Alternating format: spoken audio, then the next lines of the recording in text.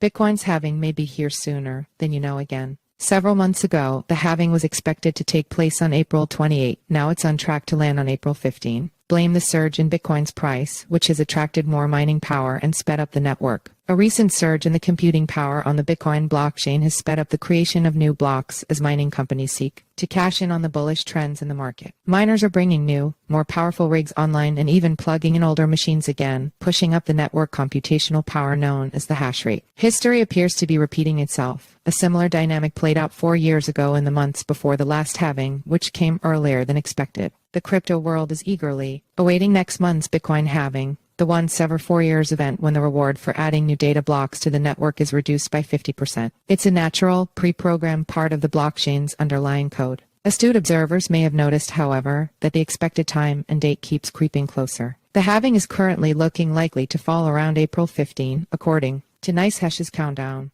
Just a few months ago, it was supposed to come on April 28. A similar phenomenon was observed in the run-up to the last halving 4 years ago, and history appears to be repeating itself. The halving is considered a momentous event by many, seen as a catalyst for bull runs in the Bitcoin BTC price, and certainly a talking point in this year's run-up to an all-time high, just over $69,000. As the theory goes, if fewer new Bitcoins are being created and demand keeps surging, they're harder to come by, so the value of those already in existence increases. April's halving will see the block reward reduced to 3.125 BTC from 6.25 BTC. But there's another dynamic playing out in the Bitcoin market. As the price of the cryptocurrency rises, the rewards of mining it get richer, and more operators are encouraged to turn on their machines or ramp up their computational power, known as hashrate. Please see Consensus Magazine's Bitcoin halving collection. A recent surge in hashrate has sped up the creation of new blocks as mining companies seek to cash in, and they've pushed even harder by bringing newer, more powerful equipment online. Not so long ago, the Bitcoin mining machine maker Antminer S19s were all the rage. Now the S21s are the top of the line. The modern S19 miner series averages around 120 terahashes per second th/s, but when you plug in an S21, you're almost doubling the hash rate per slot. Taylor Monig, Senior Vice President of Technology for Bitcoin miner CleanSpark CLSK, said in an interview,